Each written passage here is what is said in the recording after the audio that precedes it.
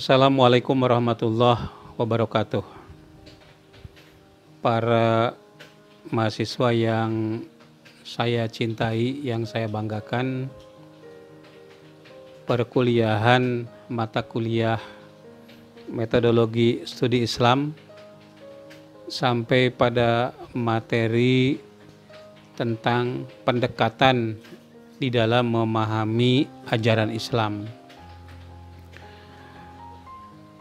Pendekatan itu ada dua. Pertama, pendekatan intrinsik ya, dan yang kedua pendekatan ekstrinsik gitu.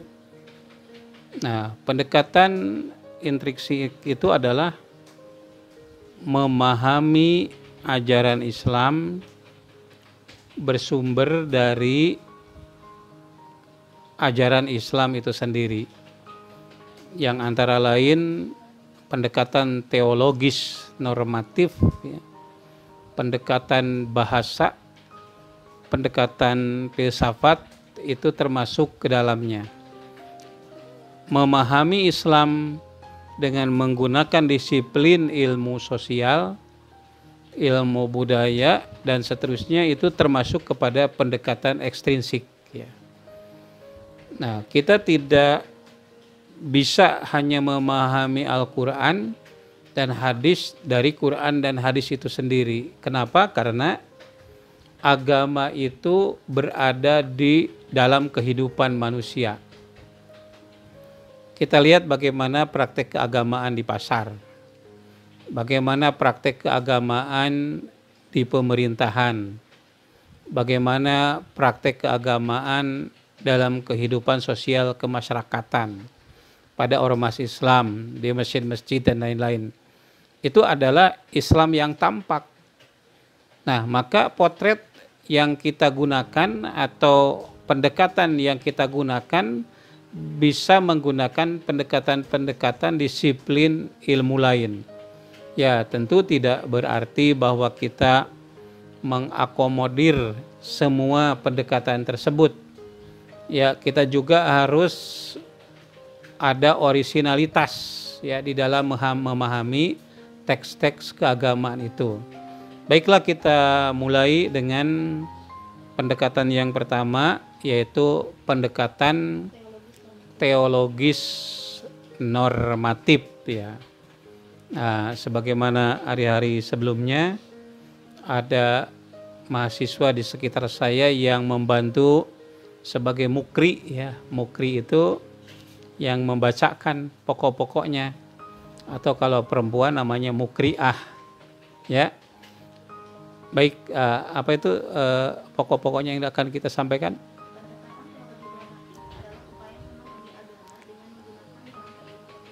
Iya, iya, iya. Diulangi, pendekatan teologi normatif adalah upaya memahami agama dengan menggunakan kerangka ilmu ketuhanan yang bertolak dari suatu keyakinan bahwa wujud empirik dari suatu keagamaan dianggap suatu yang paling benar gitu. Ya, itulah pendekatan itu ya. Jadi pendekatan ini menggunakan pendekatan deduktif ya. Ya, fakta empirik suatu pengamalan keagamaan itu dianggap yang sesuatu yang paling benar gitu. Nah, maka berbagai aliran, berbagai paham yang kita lihat ya dalam bidang teologi, misalnya ada Khawarij, ada Murji'ah, ada Mu'tazilah, ada Qadariyah, ada Jabariyah, ada Ahlus Sunnah, ada Salafiyah, dan seterusnya. Nah, mereka menganggap masing-masing aliran itu benar. Khawarij menganggap yang paling benar Khawarij. Murji'ah menganggap yang paling benar itu Murji'ah. Qadariyah dan Jabariyah yang paling benar itu adalah Qadariyah dan Jabariyah. Demikian juga Mu'tazilah, Ahlussunnah wal Jamaah itu juga memiliki pandangan yang sama. Nah, lalu dalam bidang fikih ya ada yang menganggap yang paling benar itu fikih Hanafi. Yang menganut mazhab Maliki berpendapat yang paling benar itu adalah Maliki. Demikian juga mazhab Syafi'i dan Hambali gitu, dan mazhab-mazhab lain. Nah, oleh karena itu memandang adanya suatu perbedaan itu hitam putih gitu. Tetapi saya ingin sampaikan apa yang dikatakan oleh Imam Asy-Syafi'i, pendapatku itu benar, tapi mungkin mengandung kesalahan. Dan pendapat orang lain itu salah, tapi mungkin mengandung kebenaran. Ini prinsip yang harus kita pegang seharusnya. Jangan memandang pandangan kita saja yang paling benar. Coba kalau kita berada di suatu ruangan, ya, kamar saya itu kecil sekali, ya, minimalis, ya hemat gitu. Kalau tidak dikatakan pelit, ya, ukuran 3x3. Kalau mau sholat saja susah gitu. Nah, saya menganggap dunia ini sempit sekali, sebesar kamar saya. Tapi ketika saya keluar dari kamar, kemudian ke ruang tengah, ini ukurannya kurang lebih 3x7 ya, agak lebar dikit lah. Ternyata dunia itu agak lebar. Tapi kalau kemudian saya keluar, kemudian memandangi gunung-gunung, sawah-sawah, ladang yang ada di sekitar, apalagi kalau menatap langit, ternyata dunia ini luas ya. Anda yang selama ini berada di perkotaan, coba pergi tuh ke sana ya, ke Pamengpeuk. Di situ masih banyak lahan-lahan kosong yang tidak harus kita itu transmigrasi ke Sumatera ya. Coba kita lihat lagi di daerah utara, ke daerah Cibatu, di situ masih juga banyak tanah yang kosong, itu luas. Nah, memandang Islam itu juga begitu. Kalau hanya dipahami satu aliran paham saja, ya, aliran fikih saja, aliran teologis saja, satu madhab dalam bidang tasawuf misalnya, apakah itu tasawufnya Al-Ghazali saja, ya, Junaid Al-Baghdadi saja, atau Tijani saja, dunia ini terasa sempit. Maka kita pandangi semua paham dan aliran sehingga Islam itu tidak sempit seperti itu. Maka pendekatan teologis normatif ini perlu dibantu oleh disiplin ilmu lain ya, seperti disiplin ilmu sosial, ilmu politik, dan lain-lain gitu.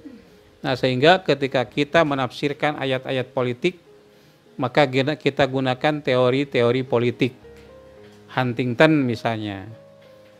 Ketika kita memahami ayat-ayat tentang ekonomi, kita gunakan pisau analisis yang digunakan oleh Robert Malthus, oleh Keynes, oleh pemikiran-pemikiran terbaru sekarang ya, 5 tahun terakhir ya, Habibinomik ya misalnya, Reaganomic dan lain-lain ya, itu bisa digunakan sebagai pisau analisis di dalam memahami teori-teori ekonomi di dalam Al-Quran. Kita ketika memahami dimensi mistik ya di dalam Al-Quran, kita bisa menggunakan teori-teori dari orang-orang yang berkecimpung dalam bidang itu. Jadi tidak hanya sekedar teks-teks yang ada dalam Quran tanpa melalui penjabaran di mana ayat Quran itu bisa hidup di bumi ini. Ya, tapi tetap bahwa kita itu harus selektif ya terhadap kerangka-kerangka analisis yang digunakan oleh para ahli sosial di dunia ini. Nah, itu pengertian dari pendekatan teologis normatif. Apalagi poin berikutnya? Ya, ada 4 prototipe pemikiran keagamaan Islam. Ini berdasarkan pandangan dari Sayyid Hussein Nasr, ini seorang filosof dari Iran ya. Ya, pertama pemikiran keagamaan fundamentalis.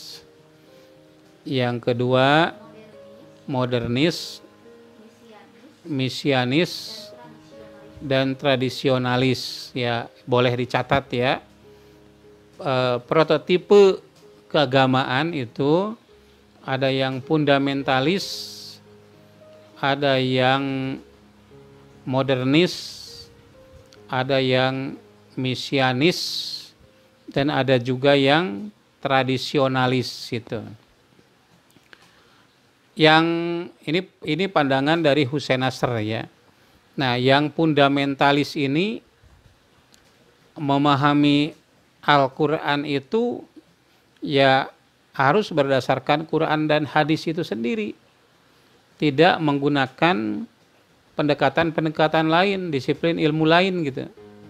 Nah, ini biasanya kelompok ini sangat keras ya, sangat tekstual gitu. Ya, sangat tekstual, seolah agama itu tidak berada di bumi, agama itu ada di langit, yang sulit untuk dapat dilaksanakan di bumi ini gitu ya. Misalnya kelompok Khawarij. Nah, ini masuk kepada kelompok fundamentalis. Ya, bahkan masuk ke dalam kelompok takfiri. Karena yang tidak sepaham, yang tidak sependapat dengan mereka itu dipandang kafir gitu. Ya, itu namanya fundamentalis ya. Yang kedua, kelompok modernis. Nah, kelompok modernis ini sangat akomodatif terhadap kemajuan dan perkembangan zaman. Ketika Islam bersentuhan dengan Barat ya, ada berbagai paham, misalnya tentang nasionalis. Nah, maka Islam memberikan respon terhadap paham nasionalisme itu, paham kebangsaan itu. Nah, kemudian ketika Islam bersentuhan dengan demokrasi, nah maka Islam memberikan pemaknaan tertentu terhadap demokrasi itu, atau ajaran-ajaran yang ada di dalam Al-Quran dipahami dengan menggunakan pendekatan itu gitu. Ketika Islam bersentuhan dengan filsafat ya, misalnya ada paham fatalistik, ada paham deterministik, dan paham-paham lain, kemudian Islam mengambil bentuk yang beragam itu. Ya, nasionalis misalnya, satu saja nasionalisme. Nah, kelompok modernis ini kemudian memberikan pandangan ya, bahwa nasionalisme itu relevan dengan ajaran Islam. Tapi kemudian di dalam prakteknya ada 3 ya. Yang pertama adalah religious nationalism, nasionalisme keagamaan. Jadi kita merasa senasib, sepenanggungan dengan orang-orang yang seagama dengan kita dimanapun berada, baik ada di Indonesia, di Amerika, di Australia, di Cina, atau di Saudi Arabia misalnya gitu. Seagama dengan kita. Kita merasa empati dan simpati kepada mereka. Yang kedua adalah language nationalism, nasionalisme kebahasaan. Ya, kita orang Indonesia itu pada umumnya bahasa yang digunakan itu Melayu. Kita merasa serumpun dengan orang Malaysia, dengan orang Singapura, dengan orang Brunei Darussalam. Kenapa? Karena kita sama-sama Melayu. Nah, itu namanya language nationalism. Kemudian ada yang lebih sempit lagi, namanya territorial nationalism, nasionalisme teritorial, yang dibatasi oleh wilayah ya. Kita merasa sebangsa dan setanah air dengan orang-orang yang berada antara Sabang sampai Merauke gitu. Nah, ini contohnya begitu ya. Nah, itu adalah teritorial nasionalisme. Nah, Islam itu memberikan respon terhadap persoalan itu. ya akomodatif pada perkembangan, terutama dalam bidang muamalat duniawiyah. Jadi kaum modernis itu dalam bidang akidah dan dalam bidang ibadah itu mereka puritan atau at-tajrid, ya, murni. Ya, murni. Ya, puritan gitu. Tidak boleh ada kreativitas, harus murni sebagaimana yang diajarkan oleh Al-Quran dan Al-Hadis, oleh Allah dan Rasul-Nya yang ada di dalam Quran dan di dalam Al-Hadis.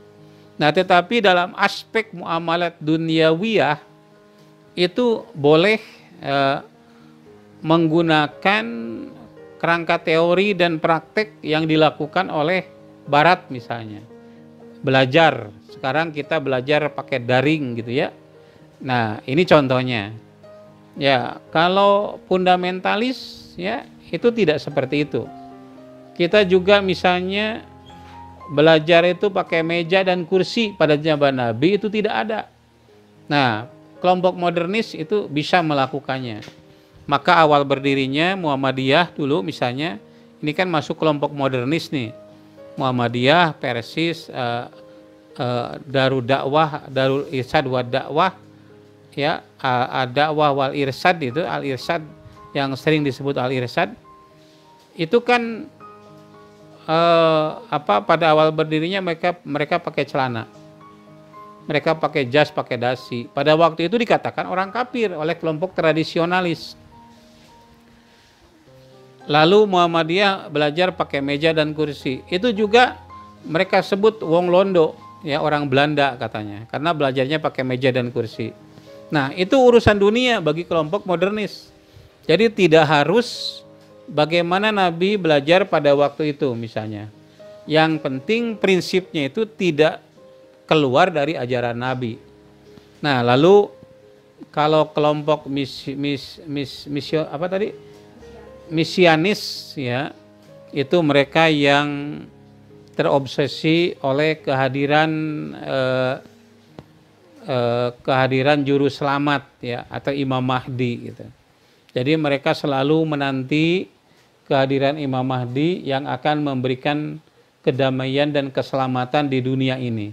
Itu mesianis. Dan yang terakhir itu tradisionalis. Nah, kalau tradisionalis ini kurang menggunakan akal pikiran, ya, tetapi sangat akomodatif terhadap tradisi lokal. Contoh aliran ini, ya, itu misalnya Nahdlatul Ulama, Al-Wasliyah gitu ya. Maka kawan-kawan Nahdlatul Ulama itu pakai sarung misalnya. Dan ini tidak terjadi pada Al-Irsyad dan Muhammadiyah. Nah, itulah beberapa kelompok dalam Islam yang tampil, yang dapat kita lihat dalam kehidupan nyata. Nah, tampilan keislamannya itu berbeda-beda satu sama lain. Islamnya Nahdlatul Ulama dengan Islamnya NU dari segi tampilan itu beda, ya. Ke masjid orang Muhammadiyah misalnya pakai dasi atau pakai jas, pakai celana atau pakai batik. Kawan-kawan Nahdlatul Ulama pakai sorban, pakai sarung. Ya, seperti itulah kira-kira. Karena dulu setelah Kiai Dahlan dan Kiai Haji Hasyim Asy'ari dari Mekah oleh guru yang mengajar mereka berdua itu disuruh untuk membaca buku yang berbeda. Kemudian tampilan keislamannya itu juga berbeda. Kiai Dahlan itu di perkotaan, Kiai Haji Hasyim Asy'ari itu di pedesaan. Nah, Islam perkotaan, Islam pedesaan itu tentu berbeda, ya. Wujud konkretnya itu begitu. Nah, tapi prinsip-prinsipnya sebetulnya sama. Nah, saudara sekalian, itu pandangan dari Said Hussein Nasr. Ya, kemudian poin berikutnya dalam hal itu. Ya, sekarang kita membahas kekurangannya apa? Pendekatan teologis normatif itu. Ya, ya kekurangan dulu gitu ya. Apa itu kekurangannya? Bersifat eksklusif, dogmatis, tidak mau mengakui kebenaran agama lain, ya, eksklusif, dogmatis, tidak mengakui kebenaran agama lain. Ya, memang seharusnya begitu, ya. agama lain itu ada ya, tapi kita jangan membenarkannya karena kita punya keyakinan sendiri. Kalau kita membenarkan agama lain ya berarti pelin-pelan itu namanya. Sekarang kelebihannya apa? Ya, ya militan dalam agama, ya sangat berpegang teguh kepada ajaran agama itu. Itu yang membedakan dari yang lain. Jadi pendekatan teologis ini ya satu sisi kita harus pegang, tetapi kita tidak boleh melepaskan diri dari pendekatan-pendekatan lain gitu. Karena dengan pendekatan ini sangat militan, tetapi kita juga harus terbuka, artinya mengakui keberadaannya, bukan kebenaran, tapi keberadaan agama lain. Sudah, itu yang pertama, pendekatan teologis normatif. Nah, sekarang kita akan mengkaji pendekatan antropologis, ya. Pendekatan antropologis. Antropologi itu apa? Antropologi ilmu yang mengkaji tentang perilaku. Jadi perilaku di sini adalah perilaku keagamaan. Perilaku keagamaan orang NU misalnya. Kita lihat kalau ke masjid pakai sarung. Kemudian wiridnya lama. Ya sholat sunatnya banyak. Keberagaman orang Muhammadiyah, ini pada umumnya ya, persis ya, ke masjid pakai celana, pakai jas, kemudian wiridnya tidak lama, lalu sholat sunatnya tidak banyak juga gitu. Ya karena apa? Karena persis Muhammadiyah dan Al-Irsyad itu selektif terhadap hadis ya. Sementara kawan-kawan Nahdlatul Ulama ya kurang begitu selektif begitu, sehingga kalau ada dalil ya tidak memperhatikan apakah ini sahih atau tidak, maka laksanakan saja. Kalau NU, kalau Persis dan Muhammadiyah, kalau mau berdoa doa ini ada dalilnya atau tidak. Kalau kawan-kawan Nahdlatul Ulama tidak, yang diajarkan oleh para ulama dan kiai laksanakan. Nah itu contoh ya keberagaman, perilaku keagamaan. Bagaimana cara makannya, bagaimana cara berpakaian, cara mendidik anak, itu adalah perilaku keagamaan, perilaku yang didasarkan pada nilai-nilai agama yang ada pada masyarakat muslim. Nah, kemudian coba poin-poinnya apa saja? Pendekatan antropologis dalam memahami agama dan artikan sebagai salah satu upaya memahami agama dengan cara melihat wujud praktek keagamaan Iya. dan berkembang dalam masyarakat. Ya, jadi memahami agama dilihat dari segi wujud prakteknya. Jadi agama itu apa tuh? Agama itu yang kalau waktu sholat ada adzan, ada berbondong-bondong ke masjid, terutama hari Jumat itu. Agama itu apa? Coba tuh kalau makan pakai basmalah. Agama itu apa? Ya kalau misalnya pergi masuk ke WC kaki kiri dulu. Nah itu wujud keagamaan ya yang dipotret dari perilaku orang yang beragama itu. Ya, kemudian poin berikutnya. Pendekatan induktif grounding. Ya, pendekatan yang digunakan dalam pendekatan antropologis itu adalah pendekatan induktif dan grounded. Kalau pendekatan teologis normatif itu kan pendekatannya itu deduktif. Ya, pokoknya ini kerangka yang benar. Itu kemudian digunakan untuk memotret keberagamaan. Ya, atau konsep atau teori yang kemudian harus dipahami oleh semua umat Islam.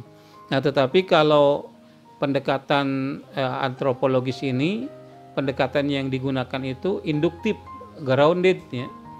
Jadi misalnya kita ingin memahami bagaimana perilaku keagamaan orang NU dalam pernikahan. Itu dilihat dari segi persiapannya, pada ijab qabulnya, pada saat mengadakan pestanya dan lain sebagainya. Nah, kemudian dihasilkanlah teori-teori keagamaan yang berasal dari fakta-fakta di lapangan.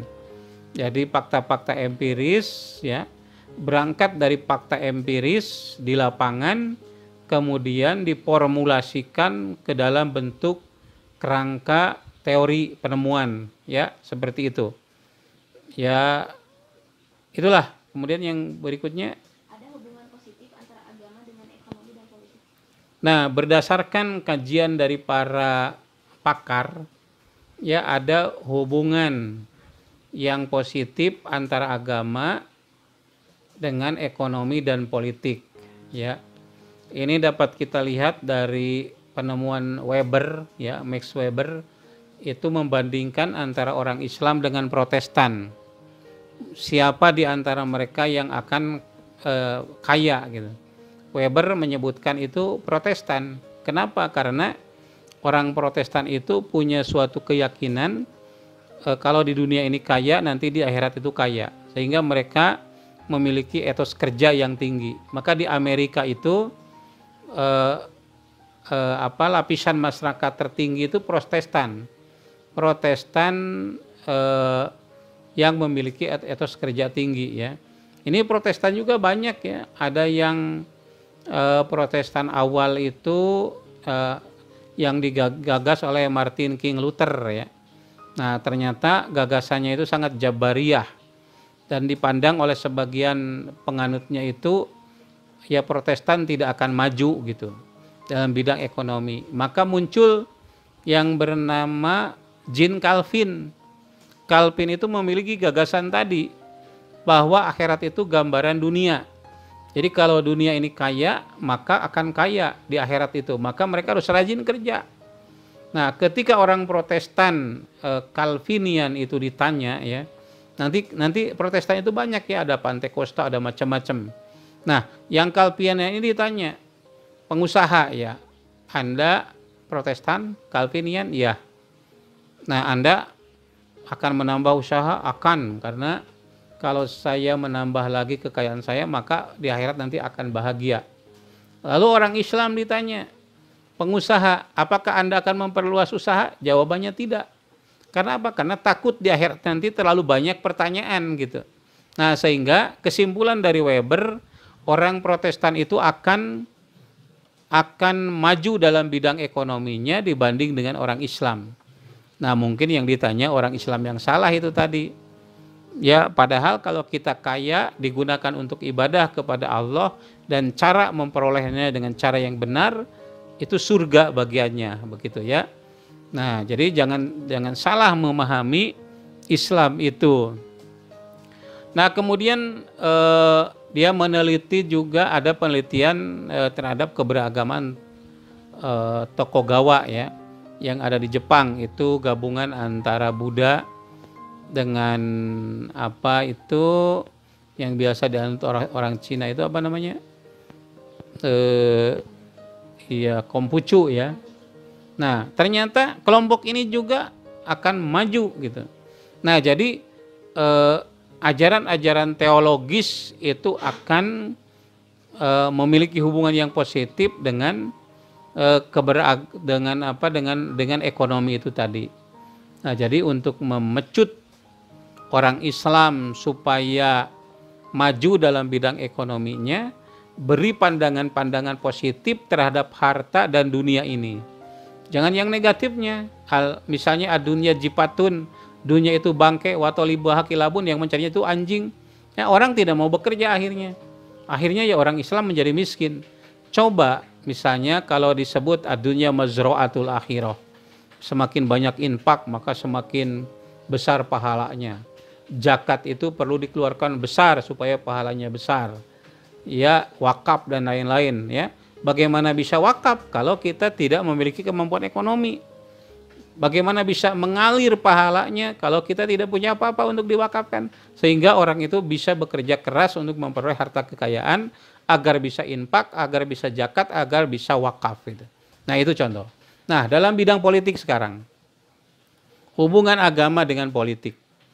Kita ketahui bahwa di Amerika itu Katolik itu memiliki patron lain hubungan dengan Partai Republik, ya. Nah, kemudian kalau Demokrat itu Protestan, ya, dukungan dari Protestan gitu. Ini tidak bisa terlepas antara politik dengan agama gitu. Kalau di Indonesia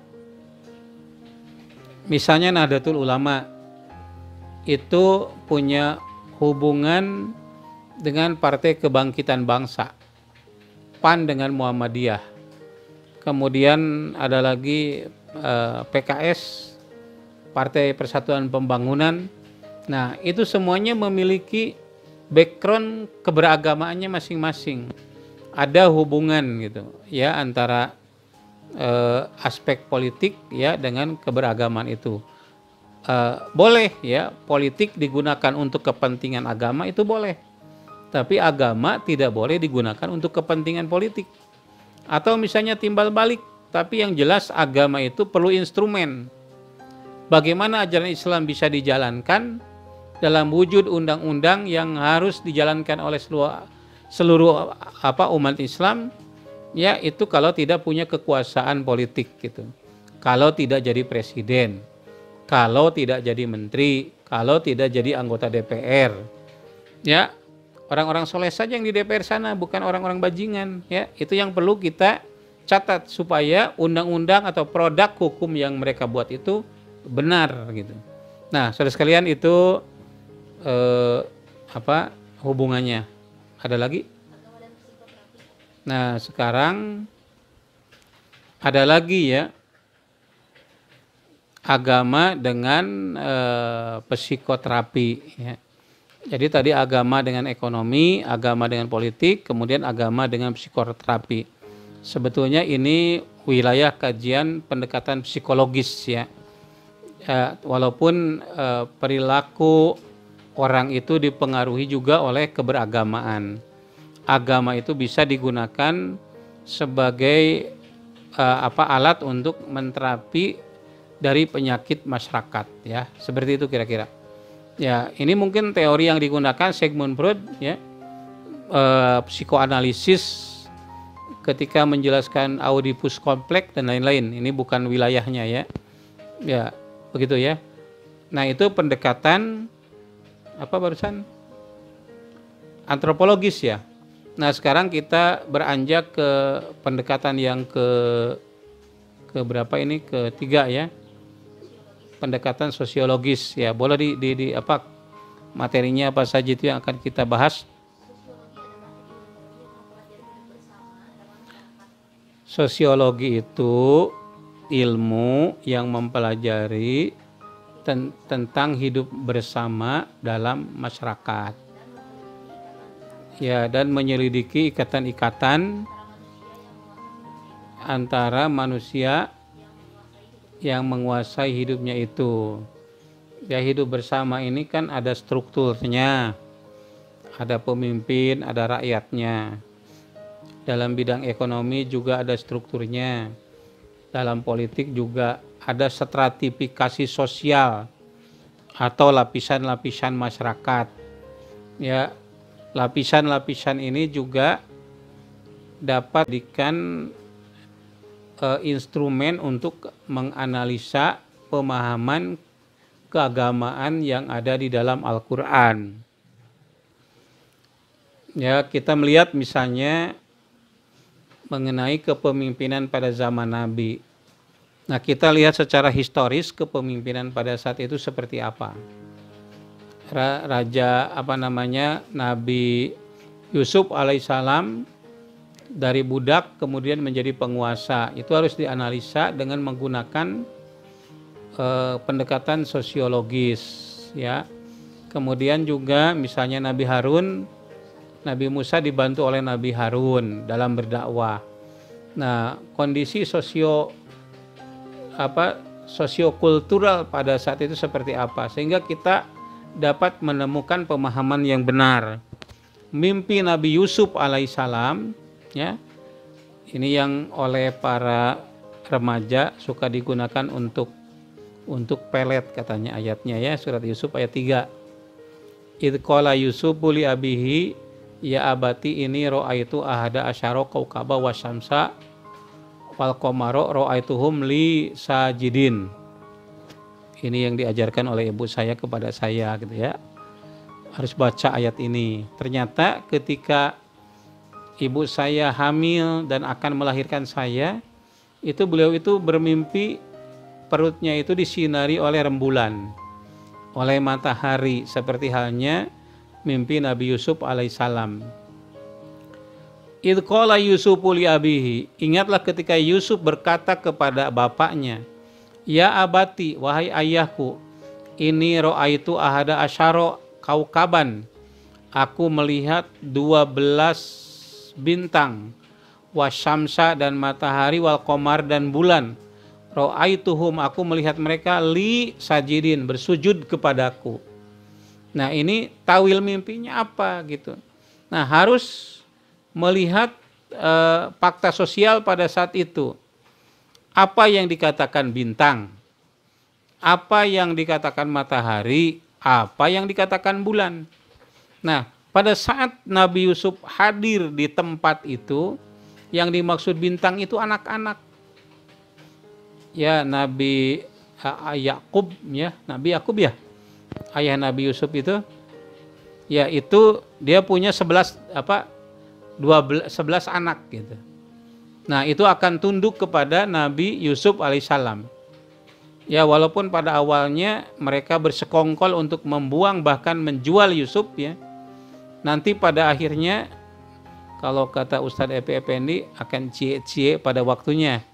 Ya, itu betul, ternyata ketika menjadi penguasa Nabi Yusuf itu memberikan pelayanan yang baik terhadap kakak-kakaknya yang membuang dia gitu. Ini ro'a itu melihat ahada asyara 11 bintang. Bintang itu anak-anak ya. Wal qamaro wasyamsa itu matahari. Itu simbol ayah pada saat itu. Wal qamaro bulan, simbol ibu pada saat itu. Ibu itu bagaikan rembulan ya, yang datang di malam hari, kelihatan senyum, ayu, lembut gitu. Itulah ibu gitu. Nah, jadi kalau kita memahami fakta sosiohistoris atau sosiokultural pada saat itu akan sangat mudah memahami teks-teks Al-Quran itu. Karena Al-Quran itu tidak terlepas dari aspek sosial budaya pada saat Al-Quran itu turun. Atau ketika Al-Quran menceritakan suatu peristiwa masa lampau, maka tidak akan bisa terlepaskan dari sosiokultural pada saat Al-Quran itu diturunkan. Ya, sudah jelas itu ya. Ilmu sosial dapat digunakan untuk menganalisa ya, untuk memahami teks keagamaan yang ada dalam Quran dan hadis. Ya, poin berikutnya. Pendekatan filosofis. Ya, jadi yang sosial sudah ya. Nah, sekarang silakan Anda perhatikan pendekatan filosofis di dalam memahami agama ya. Nah, filsafat itu apa sih? Ini banyak dikemukakan oleh para pakar. Anda bisa melihat buku yang ditulis oleh Katshop ya, Louis O. Katshop. Bisa dilihat dalam tulisan Sidi Ghazalba, bisa tulisan dari Profesor Haruna Sution, atau beberapa filosof lain. Nah, filsafat itu apa artinya? Filsafat itu pemikiran yang mendalam, radikal, sistematis, universal untuk memperoleh kebenaran. Filsafat itu mencari hakikat dari segala yang ada. Dalam memahami agama, berarti filsafat itu memahami hakikat-hakikat yang ada di dalam Al-Quran dan Al-Hadis itu. Ketika kita membahas pujian Alhamdulillahi Rabbil Alamin, segala puji bagi Allah Tuhan semesta alam. Lalu kita lihat apa itu yang dikatakan hamd, pujian. Nah, lalu kita kaji secara mendalam. Hamdun itu adalah pujian terhadap suatu kebaikan. Pujian itu berbeda dengan syukur. Kalau syukur itu yang memuji akan merasakan jasa dari yang dipujinya, yang disyukurinya. Tetapi kalau pujian itu belum tentu merasakan, tapi dia memuji saja gitu. Ya, saya memuji siapa ya? Yang saya puji itu tokoh yang namanya Habibie ya. Di antara presiden yang paling saya kagumi Profesor Dr. Engineer Habibie. Dari segi kejeniusannya, ya pengamalan keagamaannya, tapi sayang orang-orang yang penuh kebencian dan angkara murka kepadanya kemudian menyebabkan Habibie mundur dari jabatannya dari jadi Presiden Republik Indonesia. Ya, ini masalahnya sudah like and dislike gitu ya. Nah, saya puji Habibie, padahal misalnya Habibie itu belum pernah memberi sesuatu pada saya, tapi saya puji gitu. Tapi kalau misalnya saya terima kasih kepada Amin Rais karena Amin Rais pernah memberi sesuatu pada saya, nah itu namanya syukur ya. Saya datang ke rumah Pak Amin, kemudian Pak Amin memberi kepada sesuatu, saya ucapkan terima kasih karena memang sudah dirasakan ya. Itu namanya syukur. Nah, itu adalah kajian filosofis. Nah, di dalam ilmu-ilmu keislaman yang banyak menggunakan pendekatan filsafat itu ilmu usul fikih ya. Usul fikih, tasawuf ya. Nah, kemudian ya tafsir juga banyak gitu. Misalnya coba kita lihat kalau tafsir yang ditulis oleh Pak Quraisy itu Al-Misbah ya. Itu suka mendefinisikan kata per kata dari konsep yang ada di dalam Quran itu. Ini pendekatan seperti ini namanya pendekatan filosofis. Ya, kebahasaan ya. Kita misalnya lihat juga tafsir Al-Maroghi. Itu suka disampaikan kata-kata sulit. Itu pendekatan filosofis, juga bisa filologis ya. Ya, filologis itu bisa saja masuk ke dalam bagian dari filsafat itu. Jadi filsafat itu mencari hakikat ya. Hakikat dari sesuatu itu. Nah, kemudian misalnya kita hubungkan antara segala puji bagi Allah, Tuhan semesta alam. Ya, puji dan Allah itu dihubungkan. Ya, Tuhan semesta alam itu namanya kajian filosofis ya. Jadi dalam memahami Al-Quran kita tidak bisa hanya satu pendekatan saja. Kalau kita melihat karya-karya orang-orang Mekah gitu ya. Kalau ini ayat Quran, didukung ayat Quran, didukung hadis, sudah begitu. Nah, itu pendekatan teologis normatif. Tapi kalau dijabarkan lagi, diuraikan lagi, ini berarti pendekatan filosofis gitu. Seperti tafsir Al-Mizan ya. Itu yang 12 jilid itu filosofis ya dalam menafsirkan Quran itu gitu. Ya, ada lagi poinnya?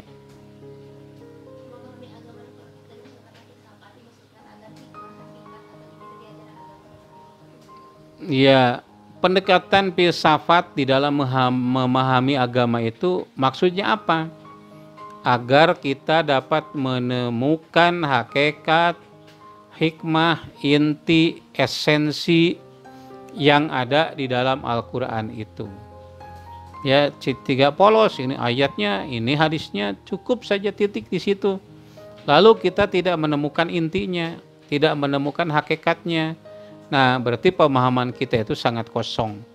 Maka bagi yang bermaksud untuk menjadi mufassir, ya, coba banyak mempelajari filsafat, tapi kuatkan dulu akidahnya, kuatkan dulu akhlaknya, pemahaman keagamaannya dengan teologis normatif itu, supaya tidak tergelincir kepada kesesatan gitu. Habis. Ya, saudara sekalian, itu yang dapat saya sampaikan. Para mahasiswa silahkan untuk melihat di deskripsi ya. Di situ ada rangkuman dari materi ini, kemudian juga ada tugas-tugas yang harus kalian penuhi. Terima kasih. Wassalamualaikum warahmatullahi wabarakatuh.